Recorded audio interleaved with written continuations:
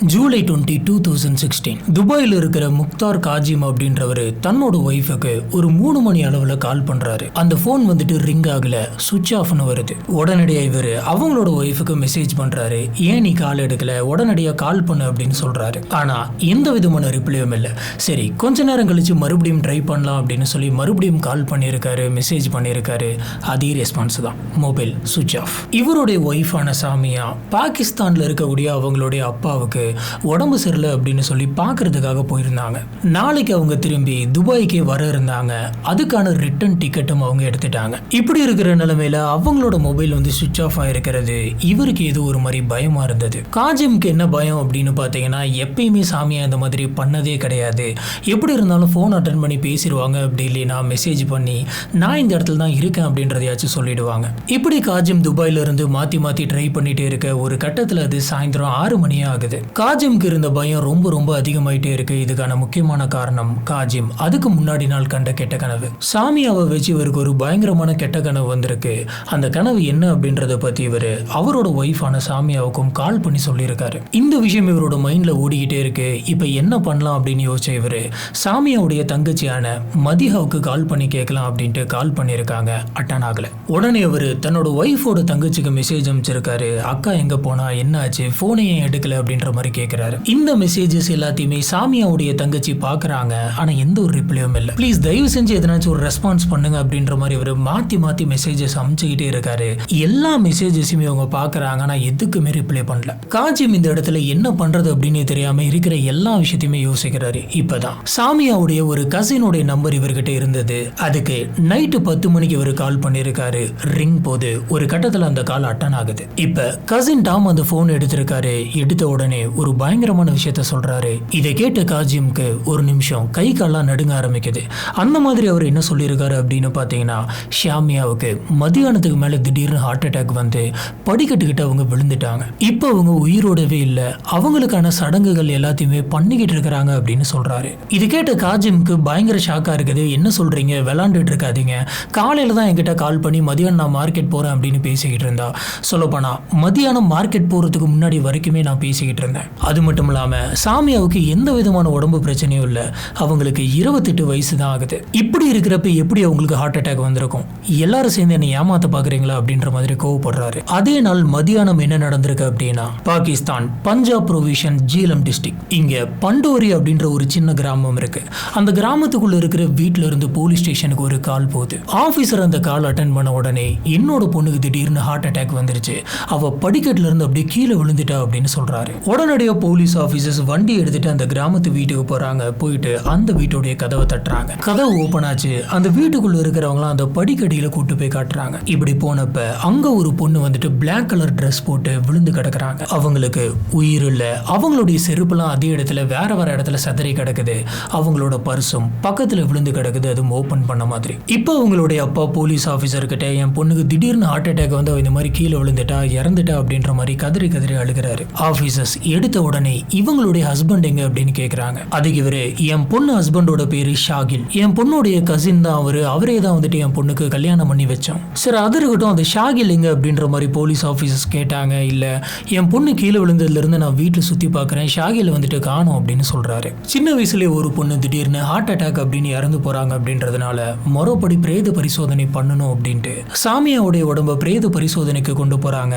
அன்னைக்கு அவங்களோட உடலை புதைக்கிறாங்க. இது எல்லாமே அன்னைக்குள்ளே நடக்குது. இதெல்லாம் பார்க்குறப்ப யாரோ ஒருத்தங்க ஏதோ ஒரு அவசரத்தில் இருக்காங்கன்னு தெரியுது. உண்மையாலுமே அந்த வீட்டில் இருக்கிற யாருக்கு இந்த அவசரம், எதுக்கு அவசரம்? இப்படி ஒரு விஷயம் நடக்க கரெக்டா இந்த சம்பவம் நடந்து 3 நாள் கழிச்சு அங்க இருக்கிற பண்டோரி போலீஸ் ஸ்டேஷனுக்கு ஒரு நபர் வராரு. அந்த நபரோட கையில ஒரு ஃபைல் இருக்கு. அவரோட முகம் ஃபுல்லா பயங்கர கோபமா இருக்கு. இவரோட பேரு முக்தார் காஜிம். இவர் துபாயில இருந்து பறந்து இப்போ பாகிஸ்தானுக்கு வந்திருக்காரு. போலீஸ் ஆஃபீஸர் கிட்ட அவரோட ஃபைலை ஓப்பன் பண்ணி காட்டுறாரு. உள்ளார இருந்த அவருக்கும் சாமியாவுக்கும் கல்யாணமான மேரேஜ் சர்டிஃபிகேட்டை காட்டுறாரு. கூடவே இவங்களோட wedding photos, legal registration documents எல்லாத்தையுமே காட்டுறாரு. காஜிம் என்ன சொல்றாரு அப்படின்னு பார்த்தீங்கன்னா, சாமியா வந்துட்டு என்னுடைய ஒய்ஃப், நாங்கள் 2 பேரும் 2014 கல்யாணம் பண்ணிக்கிட்டோம். நாங்கள் 2 பேருமே சந்தோஷமா துபாயில் வாழ்ந்துட்டு இருந்தோம். சாமியாவுடைய வீட்டில் இருக்கிறவங்க அவளை பாகிஸ்தானுக்கு வர வச்சு அவளை கொலை பண்ணியிருக்காங்க. கேட்டா ஹார்ட் அட்டாக்னு சொல்றாங்க. இது என்னால் ஏற்றுக்கவே முடியாது, நீங்க தான் விசாரிக்கணும் அப்படின்ற மாதிரி சொல்றாரு. போலீஸ் ஆபீசர்ஸ்க்கு இந்த சமயத்துல புதுசா ஒரு குழப்பம் வருது.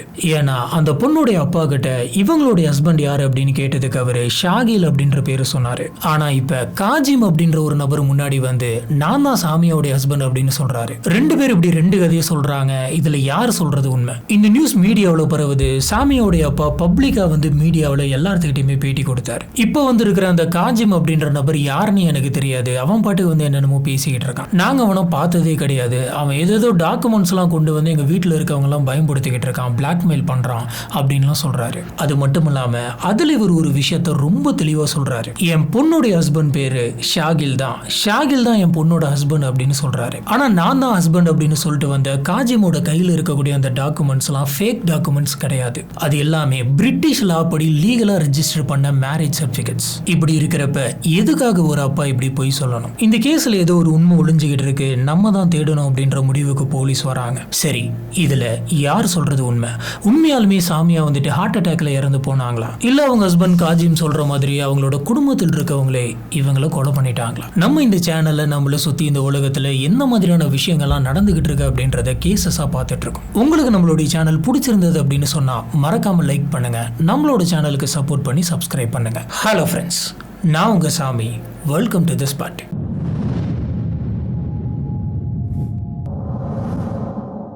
இந்த கேஸை பற்றி நம்ம இன்னும் டீட்டெயிலாக புரிஞ்சுக்கணும்னா இந்த கேஸ்க்கு முன்னாடி போகணும். முதல்ல சாமியா யார் அப்படின்றத கிளியராக பார்க்கணும். சாமியா இவங்க பிராட்ஃபோர்ட் இங்கிலாண்டில் தான் பிறக்கிறாங்க. இங்கிலாண்டில் தான் அவங்க ஸ்கூல் படித்தது, வளர்ந்தது எல்லாமே. அவங்களோட ஃபேமிலி உண்மையாலுமே பாகிஸ்தானில் இருக்கக்கூடிய ஜீலம் அப்படின்ற டிஸ்ட்ரிக்டை சேர்ந்தவங்க. அங்கே இருக்கக்கூடிய பண்டோரி அப்படிங்கிற கிராமம் தான் இவங்களுடைய சொந்த ஊர். அந்த கிராமத்தில் இருந்து தான் வந்திருக்காங்க.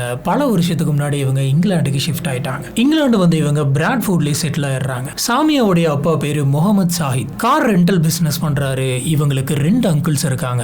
ஒரு அங்கிள் ரெஸ்டாரண்ட் பிசினஸையும் இன்னொரு அங்கிள் ஃப்ளவர் ஷாப் பிசினஸும் பண்ணிட்டு இருக்காங்க. மொத்தத்துல ரொம்பவே வெல் செட்டில்டு ஃபேமிலின்னு சொல்லலாம். இப்போ அந்த வீட்டில் இருக்கக்கூடிய எல்லாருக்குமே இவங்க ரொம்ப ரொம்ப செல்லமா தான் வளர்ந்தாங்க. இவங்களுடைய அப்பாவுக்கு இவங்க தான் உலகமே. இவங்க என்ன கேட்டாலும் வாங்கி தருவாங்க. இவங்களுக்கு பிடிச்சது எல்லாத்தையுமே படிக்க வைப்பாங்க. சாமியாவுக்கு சின்ன வயசுல இருந்தே மேக்கப் போடுறது அப்படின்னா ரொம்ப பிடிக்கும். ஃபேஷன்ல நிறையவே இன்ட்ரெஸ்ட் இருந்தது. அது மட்டும் இல்ல, கார் ஓட்டுறது அப்படின்னா இவங்களுக்கு ரொம்ப ரொம்ப பிடிக்கும். கார் ஓட்டுறதுல இவங்க பைத்தியம் அப்படின்னு சொல்லலாம். ரொம்பவும் பிரைட்டான, எனர்ஜெட்டிக்கான ஃபன் லவர் அப்படின்னு சொல்லலாம். இவங்க சின்ன வயசுல இருந்தே அதிகமாக பாகிஸ்தான்ல இருந்ததே இல்லை.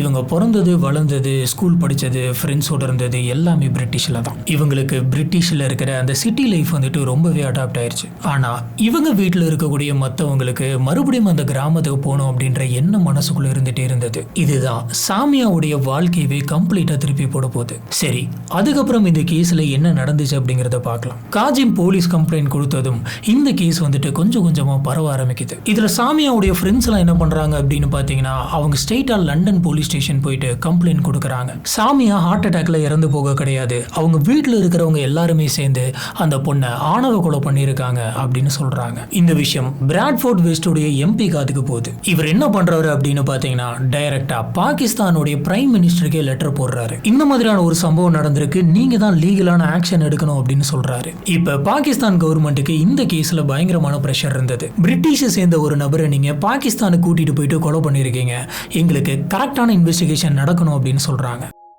இந்த கேஸ் அடுத்த கொஞ்ச நாள் இன்டர்நேஷனல் லெவலுக்கு போகுது. இதனால இந்த கேஸை விசாரிக்கிறதுக்காகவே புதுசா ஒரு இன்வெஸ்டிகேஷன் டீம் போடுறாங்க. இந்த டீமுடைய லீட் இன்வெஸ்டிகேட்டர் அக்பர் எடுத்த உடனே என்ன பண்றாரு அப்படின்னு பாத்தீங்கன்னா, இந்த பொண்ணுடைய பிரேத பரிசோதனை ரிப்போர்ட் எங்களுக்கு தாங்க, அதை நீங்க முறைப்படி பண்ணிருக்கீங்களா அப்படின்னு நோன்றாரு. ஒரு கட்டத்துல பிரஷர் பண்ணி அந்த ரிப்போர்ட்டையும் வாங்குறாரு. அந்த ரிப்போர்ட்ல ரொம்ப தெளிவா மென்ஷன் பண்ணிருக்காங்க. சாமியாவுடைய கழுத்துல 19 சென்டிமீட்டர் நீளம் இருக்கக்கூடிய ஒரு காயம் இருக்கு. அது எப்படி இருக்கு அப்படின்னு பாத்தீங்கன்னா, ரெட்டிஷ் பிரவுன் கலர் இருக்கு. யாரோ உங்களோட கழுத்தை போட்டு பயங்கரமா இறுக்கி இருக்காங்க, அதுக்கான தடயம் தெரியுது அப்படின்ற மாதிரி அந்த ரிப்போர்ட்ல இருக்கு. அது மட்டும் கிடையாது, இவங்களுடைய இறப்புடைய காரணமா அதுல என்ன எழுதி இருக்கு அப்படின்னு பாத்தீங்கன்னா, இவங்க மூச்சு திணறி தான் இறந்திருக்காங்க அப்படின்னு போட்டிருக்கு. 100% இது ஹார்ட் அட்டாக் கிடையாது. இது எல்லாத்துக்கும் மேல ரிப்போர்ட்ல பயங்கர ஷாக்கிங்கான ஒரு விஷயம் தெரிய வந்தது. அது என்னன்னா, அவங்க இறந்து போறதுக்கு முன்னாடி அவங்க கிட்ட வலுக்கட்டாயமா தப்பா நடந்துகிட்டு இருந்திருக்காங்க அப்படின்னு தெரியுது. இந்த ரிப்போர்ட்ல இருந்து ஒரு விஷயம் கிளியர் ஆகுது, இந்த வீட்டுல இருக்கிறவங்க அத்தனை பேருமே ஹார்ட் அட்டாக் அட்டாக்னு சொன்னது பொய்.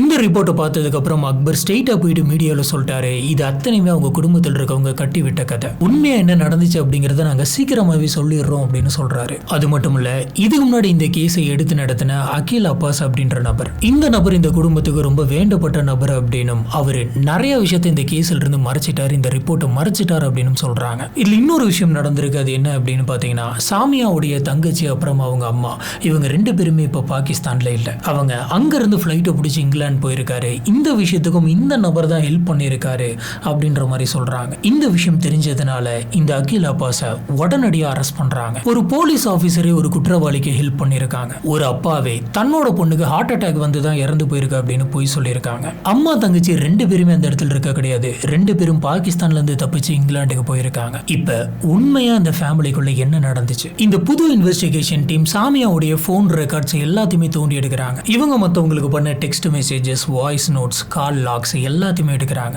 இதை வச்சு பார்த்தப்ப சாமியாவுக்கு ரெகுலரா தன்னோட வாழ்க்கையில் நடக்கிற விஷயங்கள் அத்தனையுமே ஃப்ரெண்ட்ஸ் கிட்ட ஷேர் பண்ற பழக்கம் இருக்கு அப்படின்றது தெரிஞ்சுக்கிறாங்க. இவங்க அவங்களோட ஃப்ரெண்டுக்கு ஒரு வாய்ஸ் நோட் அமைச்சிருக்காங்க. அதுல எனக்கு என்னோட குடும்பத்தை நினைச்சா ரொம்ப பயமா இருக்கு, அவங்க என்ன பண்ண போறாங்கன்னே தெரியல அப்படின்னு சொல்லியிருக்காங்க. அது மட்டும் இல்ல, நான் பாகிஸ்தான்ல இருந்து திரும்பி வருவனானே எனக்கு தெரியல அப்படின்னு சொல்லியிருக்காங்க. இன்னொரு ஃப்ரெண்டு கிட்ட என்னோட ஃபேமிலி என்ன கடைசி வரைக்குமே ஒத்துக்காது, ஏத்துக்காது அப்படின்னு சொல்றாங்க. மேற்கொண்டு போலீஸ் ஆபீசர் சாமியாவை பத்தி விசாரிச்சப்ப சாமியாவுடைய பல விஷயங்கள் இவங்களுக்கு தெரிய வந்தது. சாமியாவுடைய கடந்த காலத்தை பத்தியும் தெரிய வந்தது. சாமியாவுக்கு இப்ப நடந்திருக்கிறது முதல் கல்யாணம் கிடையாது, இது 2வது கல்யாணம். இதுக்கு முன்னாடி அவங்களுக்கு ஒரு கல்யாணம் நடந்திருக்கு. இவங்களுக்கு முன்னாடி யாரு கூட கல்யாணம் ஆயிருக்கு அப்படின்னு பாத்தீங்கன்னா ஷாகில் அப்படின்ற ஒரு நபர் கூட ஆயிருக்கு. இந்த நபரோட பேரு தான் அவங்களுடைய அப்பா முதல்ல போலீஸ் கிட்ட சொல்லியிருந்தாரு. முதல்ல ஷாகில் கூட தான் அவங்களுக்கு கல்யாணம் ஆயிருக்கு. அதுக்கப்புறம் அந்த கல்யாணம் பிரேக் ஆயிருக்கு. அதுக்கப்புறம் தான் காஜிம் கூட இவங்களுக்கு கல்யாணம் ஆயிருக்கு. இப்பதான் போலீஸ் ஆபீசர்ஸ்க்கு கொஞ்சம் கொஞ்சமா இந்த கேஸ் புரிய ஆரம்பிக்குது. சொல்ல போனா இந்த கேஸோடைய ஆரம்பமே இங்க தான் இருக்கு. சாமியாவுக்கு அப்ப 25 வயசு இருக்கும். அவங்க தான் முதல் பொண்ணு அப்படிங்கிறதுனால அவங்களுக்கு ஒரு கல்யாணம் பண்ணி வச்சிடலாம் அப்படின்ற மாதிரி இவங்க ஃபேமிலியில் இருக்கிறவங்க எல்லாருமே ட்ரை பண்ணியிருக்காங்க. இந்த சமயம் இவங்க என்ன யோசிக்கிறாங்க அப்படின்னு பாத்தீங்கன்னா, சாமியாவுக்கு வெளியில போயிட்டு எல்லாம் பொண்ணு பார்க்க வேணாம், நம்மளுடைய சொந்தத்திலே நம்மளோட சொந்த ஊர்லயே ஷாகில் அப்படின்ற ஒரு பையன் இருக்கான், அந்த பையன் இவளோட கசின் தானே, அதனால அந்த பையனுக்கே கல்யாணம் பண்ணி வச்சிடலாம், நம்மளோட முறையும் விட்டு போகாது அப்படின்ற மாதிரி யோசிக்கிறாங்க. சாமியாவுக்கும் ஷாகில நல்லாவே தெரியும், அவங்களோட சொந்தக்காரன் தான். சின்ன வயசுல இருந்தே விளையாடும் போது நிறைய தடவை அவரை பார்த்திருக்காங்க. ஆனா சாமியாவுக்கு ஷாகில் கிட்ட எந்த விதமான ஈடுபாடுமே இல்ல. இந்த நபரை கல்யாணம் பண்ணிக்கணும் அப்படின்ற மாதிரியான எந்த ஒரு இன்ட்ரெஸ்ட்டுமே அவங்களுக்குள்ள வரல. இதை பத்தி அவங்க அந்த சமயத்துல அவங்களோட ஃப்ரெண்ட்ஸுங்க கிட்ட எல்லாம் பேசியிருக்காங்க. நான் இந்த கல்யாணத்துக்கு ரெடியா இல்ல,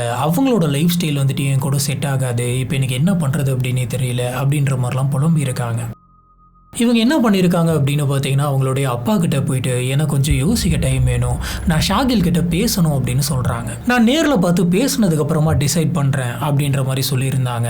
அதுக்கு அவங்க அப்பாவும் சரி நம்ம நேரில் போயிட்டு பார்க்கலாம் அப்படின்னு சொல்கிறாரு. இப்போ இவங்களோட ஃபேமிலி மொத்தமாக கிளம்பி பாகிஸ்தான் போயிட்டு அங்கே இருக்கக்கூடிய அந்த ஃபேமிலியை மீட் பண்ணுறாங்க. 2 பேருமே ஒன்றா உட்காந்து பேசுகிறாங்க. சொல்லப்போனால் அந்த சமயத்தில் இவங்களோட விருப்பத்தையே கேட்க கிடையாது. அந்த 2 ஃபேமிலியுமே சேர்ந்து முடிவு பண்ணிட்டு சரி இந்த டேட்டில் கல்யாணம் வச்சிடலாம் அப்படின்ட்டு கல்யாணத்தை ஃபிக்ஸ் பண்ணிடுறாங்க. சாமியாவுக்கு இந்த விஷயத்துல கொஞ்சம் கூட உடன்பாடு இல்லை. இருந்தாலும் ஃபேமிலியில் இருக்கிறவங்க அத்தனை பேருமே சரி அப்படின்னு சொல்லிட்டாங்க.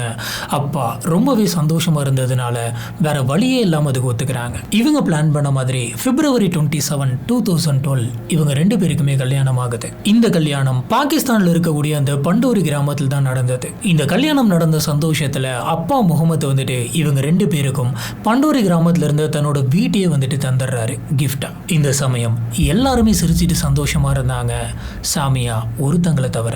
இந்த கல்யாணம் நடந்து முடிஞ்சதுக்கு அப்புறம் சாமியாவோட குடும்பத்தில் இருந்தவங்க அத்தனை பேருமே பிராட்ஃபோர்ட் இங்கிலாந்துக்கே போயிடுறாங்க. கல்யாணம் ஆயிட்டதுனால சாமியா தன்னோட ஹஸ்பண்டான ஷகில் கூட அந்த கிராமத்துல இருந்தாங்க. அவங்களுக்கு ஷகில் கூட கொஞ்சம் கூட செட் ஆகல. இதுக்கிடையில பாஸ்போர்ட் வெரிஃபிகேஷன் அது இதுன்னு சொல்லிட்டு இவங்க இங்கிலாந்துக்கு மறுபடியும் போற நிலைமை வந்துச்சு. இதனால சாமியா மறுபடியும் பிராட்ஃபோர்டுக்கு வராங்க. ஆனா இங்க வந்துமே இவங்க நிம்மதியா சுதந்திரமா இருக்க கிடையாது. ஷகில் பாகிஸ்தான்ல இருந்துகிட்டே சாமியாவை பயங்கரமா கண்ட்ரோல் பண்ண ஆரம்பிச்சிருக்காரு. டெய்லி எக்கச்சக்கமான வீடியோ கால்ஸ், ஃபோன் கால்ஸ், எங்க போற, யாரை பார்க்க போற, எப்படி ட்ரெஸ் பண்ணிருக்க, உன்னோட போட்டோ அனுப்பு, உன்னோட கால் லாக்ஸ் அனுப்பு அப்படின்ற மாதிரி கேட்டுக்கிட்டே இருப்பான். இப்படி ஒவ்வொரு சின்ன சின்ன விஷயத்தையுமே மானிட்டர் பண்ணிக்கிட்டே இருந்ததுனால, சந்தேகப்பட்டுட்டே இருந்ததுனால சாமியாவுக்கு இது பயங்கரமான டிப்ரெஷனா மாறுது. இந்த சமயம் அவங்க ஃப்ரெண்ட்ஸுங்க கிட்டலாம் நான் பயங்கரமா மாட்டிக்கிட்டேன், ஒரு ட்ராப்ல போய் மாட்டிக்கிட்டேன்ற மாதிரி வாய்ஸ் நோட் அமைச்சிருக்காங்க. என்னால் இந்த கல்யாணத்துல இருந்து வெளியில வர முடியல, நான் ரொம்ப ரொம்ப கஷ்டப்படுறேன், எனக்கு என்ன பண்றது அப்படின்னே தெரியல அப்படின்னு பேசியிருக்காங்க. இப்படி அவங்க 6 மாசம் பிராட்ஃபோர்ட்ல இருக்காங்க. ஃபேமிலியில் இருக்கவங்களுடைய ப்ரெஷர்னால வேற வழியே இல்லாம மறுபடியும் ஷாகிலோட வீட்டுக்கு பாகிஸ்தானுக்கு போறாங்க. அடுத்த 6 மாசம் வந்து ஷாகில் கூட எதனாச்சும் ஒரு எமோஷனல் பாண்ட் ஆகுமா அப்படின்ற மாதிரி இவங்க பார்த்துருக்காங்க.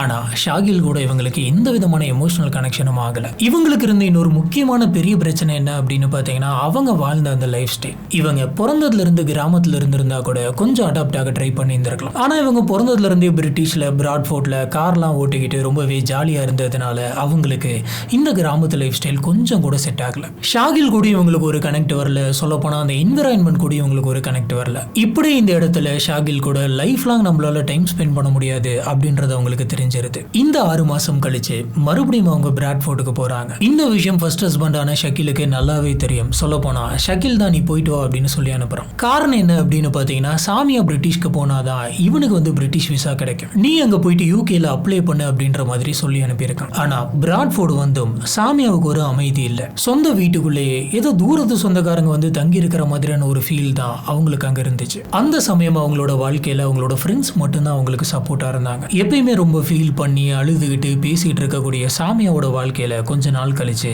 ஒரு திடீர் மாற்றம் வருது. இந்த விஷயத்த அவங்களோட ஃப்ரெண்ட்ஸ் எல்லாம் நோட் பண்ணி, என்னாச்சு இப்பெல்லாம் நீ சிரிக்கிற, பழைய மாதிரி மாறிட்ட, இப்பதான் நீ எனர்ஜெட்டிக்கா இருக்க, என்னாச்சு அப்படின்னு கேக்குறாங்க. இப்பதான் சாமியா சொல்ல ஆரம்பிக்கிறாங்க, நான் ஒரு நபரை மீட் பண்ணேன் அப்படின்னு. அக்டோபர் 2013 லண்டன் ஒரு ரெஸ்டாரண்ட். சாமியா ஒரு நபரை மீட் பண்றாங்க. அந்த நபரோட பேரு தான் முக்தார் காஜிம். இவர் பாகிஸ்தானை சேர்ந்த நபரு, ஆனா துபாயில வந்து செட்டில் ஆயிருக்காரு. இவர் ஒரு ஃபேஷன் போட்டோகிராஃபர். கொஞ்ச நாள் வேலைக்காக இவர் லண்டனுக்கு வந்திருக்காரு. சாமியாவுக்கு ஏற்கனவே ஃபேஷன் மேல ஒரு இன்ட்ரெஸ்ட் இருக்கு. அதே மாதிரி காஜிம் ஒரு ஃபேஷன் போட்டோகிராஃபர் அப்படின்றதுனால ரெண்டு பேருமே அவங்களோட இன்ட்ரெஸ்ட்டை பத்தி பேசிக்கிறாங்க. ஃபர்ஸ்ட் மீட்டிங்ல இவங்களுக்குள்ள ஒரு நல்ல கனெக்ஷன் இருந்தது. ரெண்டு பேருமே நம்பர்ஸ் வந்துட்டு எக்ஸ்சேஞ்ச் பண்ணிக்கிறாங்க. இந்த காஜிம் அங்க அவரோட ஒர்க்கை முடிச்சுட்டு மறுபடியும் துபாய்க்கு போனதுக்கு அப்புறமும் இவங்க கூட டெக்ஸ்ட் பண்ணிட்டு இருந்தாரு. இவங்க ரெண்டு பேருமே ஆன்லைன்ல ஃப்ரெண்ட்லியா அவங்களோட இன்ட்ரெஸ்ட்டை பத்தி பேசிக்கிறாங்க.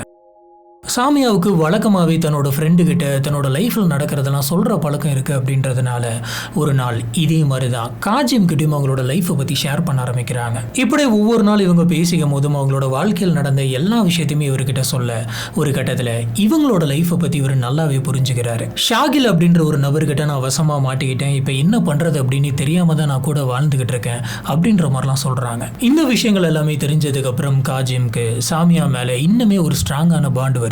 இப்படி இருக்கிறப்ப தான் 2014ல சாமியாவுடைய ஹஸ்பண்டான ஷாகிலுடைய விசா வந்து ரிஜெக்ட் ஆகுது. இதனால ஷாகிலால யூகேக்கு வர முடியாது அப்படின்ற மாதிரியான ஒரு சிச்சுவேஷன் ஏற்படுது. சரி நீங்க வந்துரு அப்படின்ற மாதிரி சாமியாவை மொத்தமா பாகிஸ்தான் வர சொல்லி கூப்பிடுறாங்க. நம்ம இனிமே கம்ப்ளீட்டா அந்த கிராமத்துக்கு போயிட்டு இவரு கூட தான் இருக்கணும் அப்படின்ற விஷயத்தை யோசிச்ச சாமியா, இதுக்கு மேல இந்த ரிலேஷன்ஷிப் வேலைக்கு ஆகாது, நம்ம ஓப்பனா நம்மளோட முடிவை சொல்லிடலாம் அப்படின்னு சொல்லிட்டு ஷாகிலுக்கு இவங்க கால் பண்றாங்க.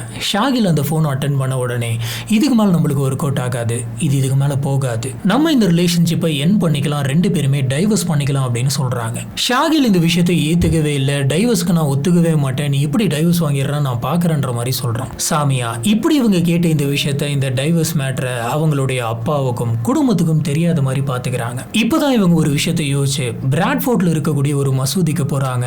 அங்க போயிட்டு அங்க இருக்கக்கூடிய இமாம் கிட்ட பேசுறாங்க.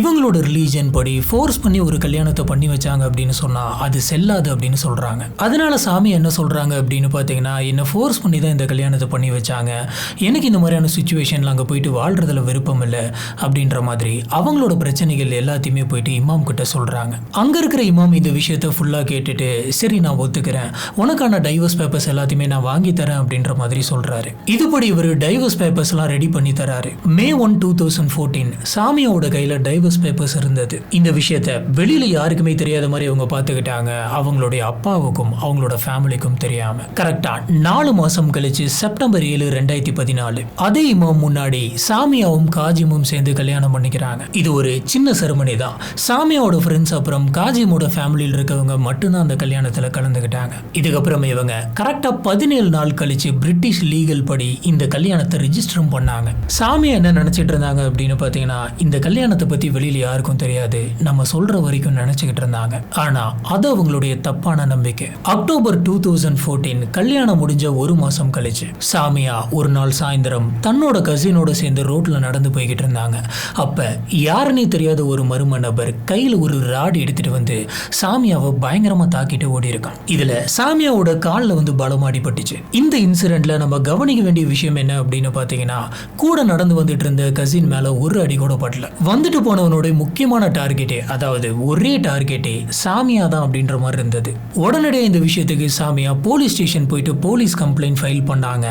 ஆனா யார் வந்துட்டு போனா அப்படிங்கறத இப்போ வரைக்குமே கண்டுபிடிக்கல. சாமியா அந்த சமயத்திலையும் தன்னோட ஃபேமிலியில் இருக்கவங்களுக்கு இந்த உண்மை தெரியாது அப்படின்ற மாதிரி நினைச்சுக்கிட்டு இருந்தாங்க. ஆனா இவங்களுக்கு அடிபட்டதுல அவங்களோட குடும்பத்தில் இருக்கவங்களுக்கு கொஞ்சம் கூட வருத்தம் இல்லை.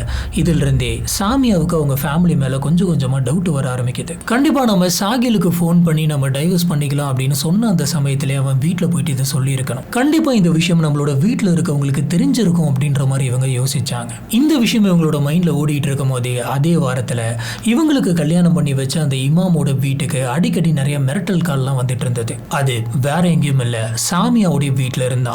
நீ எப்படி கல்யாணம் பண்ணி வைப்ப, நீ எப்படி டைவர்ஸ் வாங்கி தருவ, உன்னை நான் சும்மாவே விட மாட்டேன் அப்படின்ற மாதிரி மிரட்டி இருக்காங்க. இந்த மாதிரியான கால்ஸ் வந்துட்டு இவருக்கு மட்டும்தான் வந்துச்சா அப்படின்னு கேட்டீங்கன்னா கிடையாது. சாமியா கல்யாணம் பண்ண காஜிமோட வீட்டில் இருக்கவங்களுக்கும் காஜிமுக்குமே வந்திருந்தது. மரியாதை எங்களோட பொண்ணை விட்டுட்டு போயிரு, அதுதான் உனக்கு நல்லது, இல்லைனா என்ன நடக்கும்னு எங்களுக்கு தெரியாது அப்படின்ற மாதிரி பயங்கரமா மிரட்டி இருக்காங்க.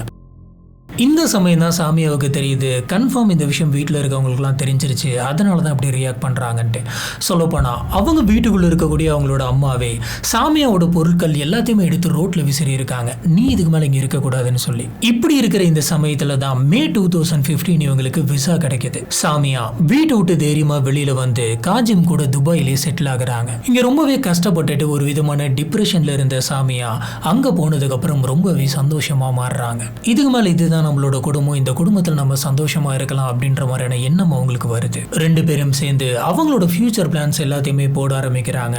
நம்மளுக்கு ஒரு அழகான பெண் குழந்தை பிறக்கும் அப்படின்ற மாதிரி ஆசைப்பட்டாங்க. ஆனா இவங்களோட மனசுக்குள்ள அடிக்கடி அவங்களோட ஃபேமிலியை பத்தின எண்ணங்கள்லாம் வந்துட்டு இருந்தது. சின்ன வயசுல இருந்து நம்ம வீட்டில் இருந்தவங்க நம்மள ரொம்ப ரொம்ப நல்ல விதமா பார்த்துக்கிட்டாங்க, இப்போ ஏன் இந்த மாதிரி ஆச்சு, ஏன் இப்படி மாறிட்டாங்க அப்படின்ற மாதிரிலாம் யோசிச்சாங்க. இவங்களுக்கு அவங்க வீட்டில் இருக்கவங்க கிட்ட பேசணும் போலவே இருந்தது. இதனால செப்டம்பர் 2015 இவங்க மறுபடியும் பிராட்ஃபோர்டுக்கு போறாங்க. அங்க போயிட்டு அவங்க அப்பா அம்மா கிட்ட, என்ன மன்னிச்சிருங்கப்பா, என்ன சின்ன வயசுல இருந்து இப்படி நல்ல விதமா பாத்துக்கிட்டீங்க, எனக்கு வேற வழி தெரியல, நீங்க எப்படி எடுத்துப்பீங்கன்னு எனக்கு தெரியல, உங்ககிட்ட சொன்னா நீங்க எதுவும் கஷ்டப்படுவீங்கன்னு தான் நான் சொல்ல, நான் மறைச்சிருக்க கூடாது அப்படின்ற மாதிரி கட்டி பிடிச்சி அழுகிறாங்க. இந்த சமயத்துல அவங்க குடும்பத்தில் இருந்தவங்களும் சேர்ந்து இதுக்கு கரையிறாங்க. அவங்க அப்பாவும் பயங்கரமா அழ ஆரம்பிக்கிறாரு. என்னதான் அவங்க குடும்பத்தில் இருக்கவங்க தன்னோட பொண்ணை பார்த்து அழுதிருந்தாலும் சுத்தி இருக்கவங்களுக்கு இந்த விஷயம் சுத்தமா ஒத்துக்கல. அதாவது சொந்தக்காரங்களுக்கு, அது எப்படி நீ இந்த விஷயத்தை ஏத்துக்க முடியும், உன்னோட பொண்ணு வந்துட்டு எங்க எல்லாருக்குமே அசிங்கத்தை தேடி தந்திருக்கா, நம்மளுக்கு தெரிஞ்ச ஒரு நபரை கல்யாணம் பண்ணாம யாரோ ஒரு நபரை எங்க இருந்து கூட்டிட்டு வந்து கல்யாணம் பண்ணிருக்கா, இது எப்படி நம்ம ஒத்துக்க முடியும்,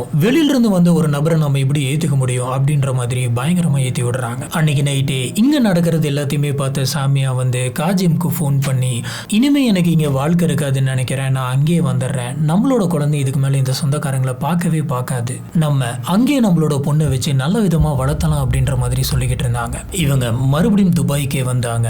இப்படி இருக்கிறப்ப ஜூலை 2016 சாமியாவுடைய மொபைல் வந்து ரிங் ஆகுது. இவங்க மொபைல் அட்டன் பண்ணி பேசினப்ப அந்த காலில் சாமியாவுடைய அம்மாவான இம்தியாஸ் அப்புறம் தங்கச்சியான மதிஹா ரெண்டு பேருமே பேசியிருக்காங்க.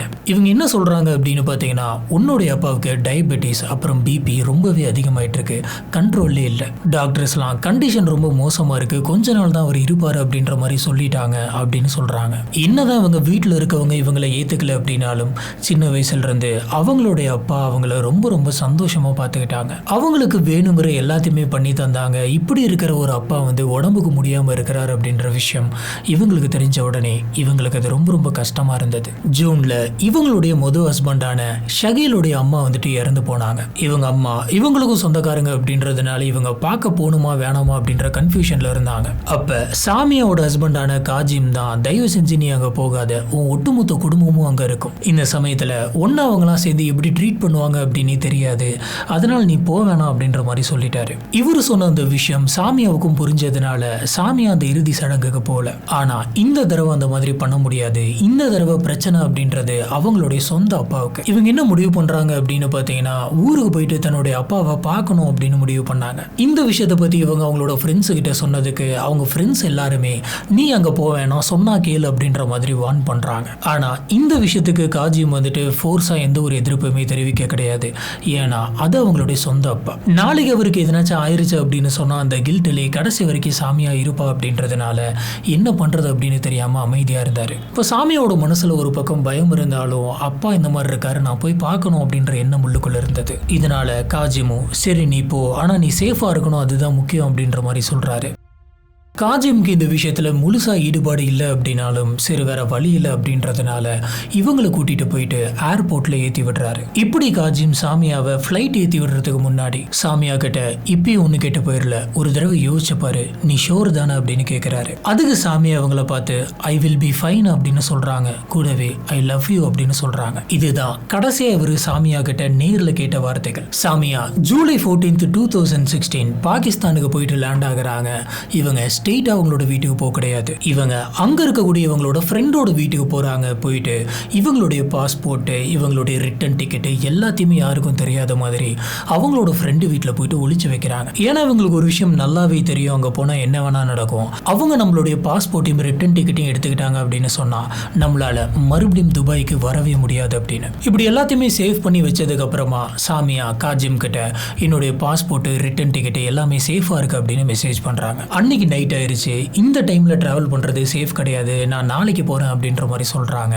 ஜூலை 18 இவங்க காஜிம்க்கு என்ன டெக்ஸ்ட் பண்றாங்க அப்படின்னு பாத்தீங்கன்னா, இறந்து போன அந்த ஆன்ட்டியோடைய கல்லறை தோட்டத்துக்கு நாங்க போயிட்டு வரோம் அப்படின்னு சொல்றாங்க. இதுக்கப்புறம் தான் ஜூலை 19 காஜிம் வந்துட்டு சாமியாவுக்கு கால் பண்ணி எனக்கு ஒரு கெட்ட கனவு வந்துச்சு அப்படின்ற மாதிரி எக்ஸ்பிளைன் பண்றாரு. சாமியா அதை கேட்டுட்டு நீ எதுக்கும் கவலைப்படாத, இந்த மாதிரிலாம் நடக்காது அப்படின்ற மாதிரி சமாதானம் சொல்லியிருக்காங்க. இதுக்கப்புறம் ஜூலை 20 நார்மல் டெக்ஸ்ட் வந்திருக்கு. இங்க எல்லாமே ஓகே தான், பெருசா எந்த ஒரு பிரச்சனையுமே இல்லை, நாளைக்கு வேற ரிட்டர்ன் ஃப்ளைட் இருக்கு, நான் போயிட்டு பொருள்லாம் வாங்கிட்டு வரேன் அப்படின்ற மாதிரி பேசிட்டு போயிருக்காங்க.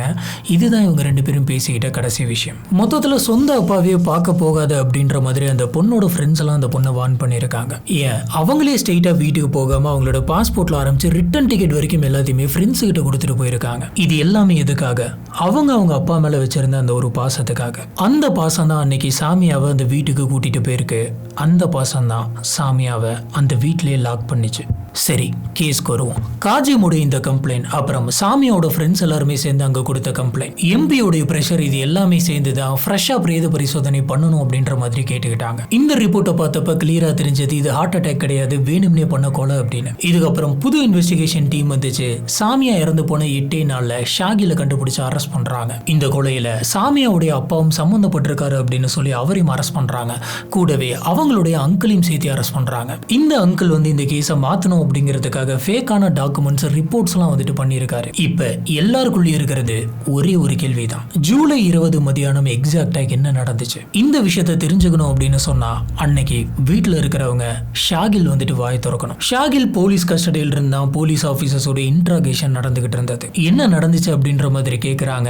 ஷாகில் சொன்ன ஒவ்வொரு வாரத்தையும் போலீஸ் ஆபீசர்ஸ்க்கே பயங்கரமான கோவத்தை ஏற்படுத்திச்சு. அன்னைக்கு அந்த சமயத்துல ஷாகிலோட மைண்ட் ஃபுல்லா ஒரே ஒரு விஷயம் மட்டும்தான் இருந்துச்சு, மறுபடியும் சாமியாவை துபாய்க்கு அனுப்பக்கூடாது அப்படின்னு. சாமியாவை இங்கே இருக்க வைக்கணும், அதுவும் அவனோட ஒய்ஃபாவே இருக்க வைக்கணும், மேற்கொண்டு அவங்கள அங்க போக விடாம மொத்தமா அந்த கல்யாணத்தையும் பிரேக் பண்ணணும் அப்படின்னு இருந்துச்சு. சாமியா கடைசி வரைக்குமே தன்னோட ஒய்ஃபா மட்டும்தான் இருக்கணும் அப்படின்ற எண்ணம் ஷாகிலுக்குள்ள இருந்தது. ஜூலை 20 மதியானம் சாமியா தன்னோட ஹஸ்பண்டுக்கு மெசேஜ் பண்ணிட்டு மார்க்கெட்டுக்கு போயிருக்காங்க.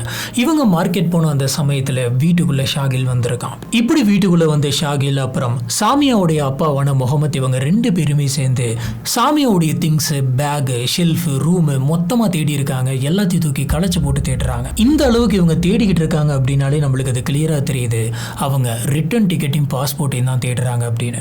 இவங்க இப்படி ரொம்ப நேரமா தேடி பார்த்திருக்காங்க, ஆனா எதுவுமே கிடைக்கல.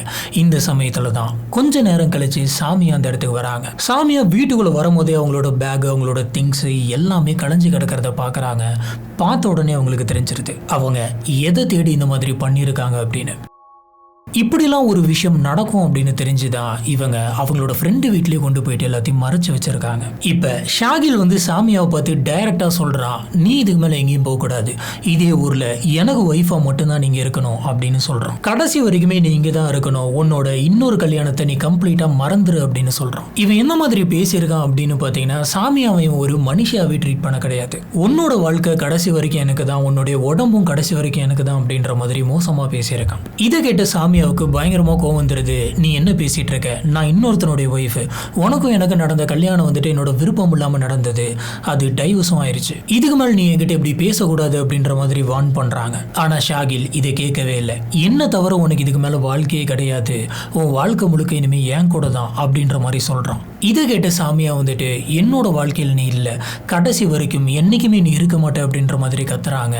இந்த விஷயம் அவனோட ஈகோவை ட்ரிகர் பண்ணுது. இதுக்கப்புறம் அவன் என்ன பண்ணியிருந்திருக்கான் அப்படின்னு பார்த்தீங்கன்னா, அதே வீட்டுக்குள்ள, அதாவது அவங்களோட சொந்த வீட்டுக்குள்ளே அவங்க கிட்ட வலுக்கட்டாயமா தவறா நடந்திருக்கான். சாமியா என்னை காப்பாத்துங்க அப்படின்ற மாதிரி அதே வீட்டில் பயங்கரமா கதறி இருக்காங்க. ஆனால் யாருமே வரல, அம்மா வரல, தங்கச்சி வரல, அவங்க அப்பா வரல. அந்த வீட்டுக்குள்ள தன்னோட சொந்த பொண்ணுக்கு அங்க என்ன நடந்துட்டு இருக்கு அதெல்லாம் எதுவுமே அவங்க கண்டுக்கல.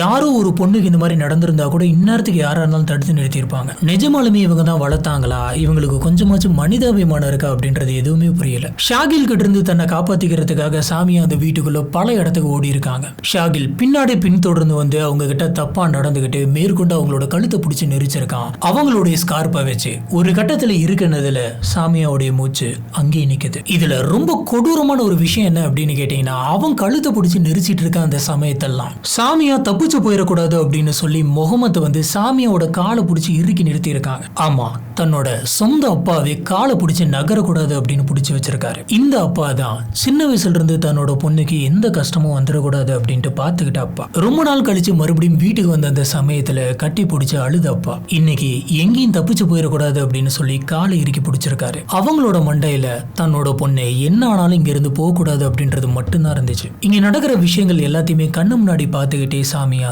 துடிக்க அங்கே இறந்து போனாங்க. இந்த விஷயங்கள் எல்லாமே போலீஸ் ஆபீசர் ஷாகில் கிட்ட இன்வெஸ்டிகேஷன் பண்ணப்ப தெரிய வந்தது. அதே மாதிரி இது அன்னைக்கு நடந்த வாக்குவாதத்துல சடனா நடந்த விஷயம் கிடையாது. இது ஒரு ஒட்டுமொத்த குடும்பமும் சேர்ந்து பிளான் பண்ணி பண்ண கொலை. சாமியாவுடைய அம்மா இம்தியாஸ், தங்கச்சி மதிஹா, இவங்க ரெண்டு பேருமே சேர்ந்து அப்பாவுக்கு இந்த மாதிரி பிபியா இருக்கு, டயபெட்டிக் ப்ராப்ளம் வந்துட்டு கண்ட்ரோல் இல்லாம போய்கிட்டு இருக்கு, எங்களுக்கு என்ன பண்றதுன்னு தெரியல, டாக்டர் சொல்லிட்டாங்க இன்னும் கொஞ்ச நாள் தான் அவர் உயிரோட இருப்பாரு அப்படின்ற மாதிரியான ஒரு கதையை சொல்லியிருக்காங்க. இப்படி இவங்க ஃபோன் பண்ணி சிம்பத்தியை கிரியேட் பண்ணி தான் சாமியாவை அங்கிருந்து இங்க வர வச்சிருக்காங்க. வர வச்சதை கொலை பண்றதுக்கு தான். இது இவங்க எல்லாருமே சேர்ந்து சாமியாவுக்கு போட்ட ட்ராப். இந்த சம்பவம் நடந்ததுக்கு அப்புறமா அவங்க அம்மாவும் தங்கச்சியும் இந்த நாட்டை விட்டு எஸ்கேப் ஆயிடுறாங்க. இந்த கேஸ் இன்டர்நேஷனல் லெவல்ல பயங்கரமான பிரஷரை கிரியேட் பண்ணுது, சீக்கிரமா தண்டனையை கொடுக்கணும் அப்படின்ற மாதிரி சொல்றாங்க. இங்கதான் நீங்க மோசமான இன்னொரு விஷயத்தையும் தெரிஞ்சுக்கணும். பாகிஸ்தான்ல அந்த சமயத்துல பிளட் மணி அப்படின்னு சொல்லி ஒரு லா இருந்தது.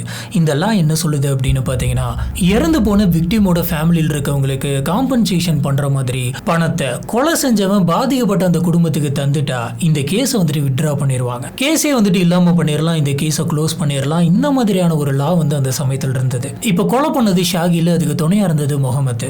இவங்க எல்லாருமே இவங்க ஃபேமிலி தான் அப்படிங்கிறதுனால ஷாகில இவங்களாவே மன்னிச்சு கொஞ்சம் காசை வாங்கிட்டு இந்த கேஸை வந்துட்டு க்ளோஸ் பண்ணிடலாம் அப்படின்னு நினைச்சாங்க.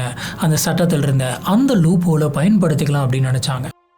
ஆனா சாமியாவுடைய ஹஸ்பண்டான காஜி மட்டும் பாகிஸ்தானுக்கு வந்து இந்த கேஸை போடல அப்படின்னு சொல்லியிருந்தா கண்டிப்பா இவங்க எல்லாருமே தப்பிச்சிருப்பாங்க. ஆனா இன்டர்நேஷனல் லெவல்ல இந்த கேஸ் போனதுனால தான் இந்த கேஸ்ல ஒரு சின்ன சேஞ்ச் நடந்தது. அது என்ன அப்படிங்கறத நான் கடைசியா சொல்றேன். செப்டம்பர் 2016 இந்த கேஸ் கோர்ட்டுக்கு வந்துச்சு. இப்படி நடந்த அந்த சமயத்துல அப்பா முகமதுக்கு பெயில் கிடைக்குது. இந்த கொலையில அவர் இருந்தாரு அப்படின்ற மாதிரியான தடயங்களை வந்து கோர்ட்ல சப்மிட் பண்ணல அப்படின்னு சொல்லி அவருக்கு பெயில் தராங்க. இந்த பெயில் கிடைச்சு ஒரு வருஷம் கழிச்சு ஜனவரி 2018 முகமது ஹாஸ்பிட்டல் இறந்து போறாரு. காரணம் டயபெட்டிஸ். எந்த காரணத்தை சொல்லி தன்னோட பொண்ணு அங்க வர வச்சு கொலை பண்ணாங்களோ அதே காரணத்தினாலதான் இப்ப அவர் இறந்து போயிருக்காரு. என்ன எந்த ஒரு தண்டனையுமே கிடைக்காம இறந்து போயிட்டாரு. இதுக்கப்புறம் செப்டம்பர் 2018 ஷாகிலுக்குமே வந்து பெயில் கிடைக்குது. ஷாகில் நிறைய லூப் ஹோல்ஸ் எல்லாம் யூஸ் பண்ணி பெயில வாங்கிட்டு வெளியில வரான். வெளியில வந்த இவன் பிரிட்டிஷ் பாகிஸ்தான் பொண்ணு ஒன்ன கல்யாணம் பண்றான். இப்ப இந்த கொலையில சம்பந்தப்பட்ட அம்மாவும் தங்கச்சியும் எஸ்கேப் ஆயிட்டாங்க. அவனும் பெயில வந்து இன்னொரு கல்யாணம் பண்ணிட்டான். இதுல அவங்க அப்பா வந்து மாட்டாம இறந்து போயிட்டாரு. போயிட்டாரு. ஆனா கடைசி வரைக்கும் சாமியாவுக்கு நீதி கிடைக்கவே இல்லை. இந்த கேஸ்ல ஒரு முக்கியமான விஷயம் என்ன அப்படின்னு பாத்தீங்கன்னா, இவங்க இறந்து போன அதே ஜூலை மாசம் இன்னொரு பொண்ணும் இறந்து போனாங்க. அதுவுமே ஆணவ கொலை தான். தன்னோட சொந்த அண்ணனை கொலை பண்ணிட்டான். இந்த 2 கேஸும் அந்த சமயத்துல பயங்கர வைரலா போகுது. இதை பத்தி எல்லாருமே பேச ஆரம்பிக்கிறாங்க. இன்டர்நேஷனல் லெவல் இந்த கேஸ் வந்துட்டு ரீச் ஆகுது. இந்த விஷயம் பயங்கரமா ரீச் ஆக அந்த பிளட் மணி அப்படின்ற அந்த லாவை வந்துட்டு மாத்தணும் அப்படின்னு பிளான் பண்றாங்க. அதுபடி இதுக்கு மேல யாருமே அந்த லாவை யூஸ் பண்ணி தப்பிக்க கூடாது அப்படிங்கிறதுனால அந்த பிளட் மணி அப்படின்ற லூப் ஹோல ஆஃப் பண்றாங்க. அந்த லாவை தூக்குறாங்க. யுனைடெட் ஸ்டேட்ஸோட எஸ்டிமேஷன் படி ஒவ்வொரு வருஷமும் ஆயிரக்கணக்கான பேர் வந்து ஆணவ கொலையில சாகுறாங்களாம். அதுல பாகிஸ்தானை சேர்ந்த கேஸ் மட்டும் 1000க்கு பக்கம் இருக்கும் அப்படின்னு சொல்றாங்க. இதுதான் இன்னைக்கு நம்ம பார்க்குற இந்த கேஸ். இந்த கேஸ்ல ஒரே ஒரு விஷயத்தை மட்டும் ரொம்ப கிளியரா சொல்லிடலாம். குழந்தைங்க பேரண்ட்ஸ் மூலியமா இந்த பூமிக்கு வருது, பேரண்ட்ஸுக்காக மட்டும்தான் இந்த பூமிக்கு வருதுன்னு கிடையாது. இந்த பூமியில அவங்க பிறந்ததுக்கு அப்புறமா அவங்களோட வாழ்க்கையை அவங்களே பார்த்துக்கிறதுக்கான எல்லா உரிமையும் அவங்களுக்கு இருக்கு. அவங்களுக்கு ஒரு 18-20 வயசு ஆகிற வரைக்கும் அவங்களுக்கு எது நல்லது கெட்டது அப்படின்றது எல்லாத்தையுமே நம்ம பார்த்து பண்ணலாம். ஆனா அதுக்கு மேல இதுதான் உனக்கு நல்லது, இது செட் ஆகாது அப்படின்ற முடிவை கம்ப்ளீட்டா நம்ம எடுக்க முடியாது. அவங்க கேட்கிறப்ப அவங்களுக்கு சஜஷன் மட்டும்தான் நம்ம கொடுக்க முடியும். அதுலயும் கல்யாணம் அப்படிங்கிறது பெரிய விஷயம். தன்னோட பொண்ணு தப்பான ஒரு நபரை செலக்ட் பண்ணியிருந்தாலும் அவங்க கிட்ட அந்த பர்சன் வந்து சரியில்லை அப்படின்றத சொல்லி புரிய வைக்கலாம். அதெல்லாம் அந்த நபர் வந்துட்டு சரியில்லை அப்படின்ற பட்சத்துல மட்டும்தான். ஆனா இந்த கேஸ்ல வந்து பாத்தீங்கன்னா அந்த பொண்ணு அந்த நபர் கூட ரொம்பவே கம்ஃபர்ட்டா சந்தோஷமா இருக்காங்க. ஆனா அந்த சந்தோஷத்தை கெடுத்து நீ சந்தோஷமாலாம் இருக்கக்கூடாது, நாங்க சொல்றபடி தான் நீ இருக்கணும், நாங்க சொல்றபடி மட்டும்தான் இருக்கணும், அப்படி இல்லைன்னா நீ இருக்கவே கூடாது அப்படின்னு சொல்றது எந்த மாதிரியான மனநலம் அப்படின்னு தெரியல. அதுல இந்த கேஸ்ல கடைசியா அவங்க வீட்டுல இருக்கும் போதே அவங்களோட பொண்ணுக்கு இந்த மாதிரியான ஒரு விஷயத்த நடக்க வர்றதெல்லாம் எந்த மாதிரியான காட்டு மிராண்டித்தனம் அப்படின்னே தெரியல. இந்த கேஸை பத்தி உங்களுக்கு என்ன தோணுது அப்படிங்கறது கீழே இருக்கக்கூடிய கமெண்ட் பாக்ஸ்ல மறக்காம ஸ்பாட் பண்ணுங்க. நம்ம அங்க வச்சு இதை பத்தி டிஸ்கஸ் பண்ணுவோம். நம்மளோட இந்த வீடியோஸ் எல்லாம் உங்களுக்கு பிடிச்சிருக்கு அப்படின்னு சொன்னா மறக்காம லைக் பண்ணுங்க. நம்மளோட சேனலுக்கு சப்போர்ட் பண்ணி சப்ஸ்கிரைப் பண்ணுங்க.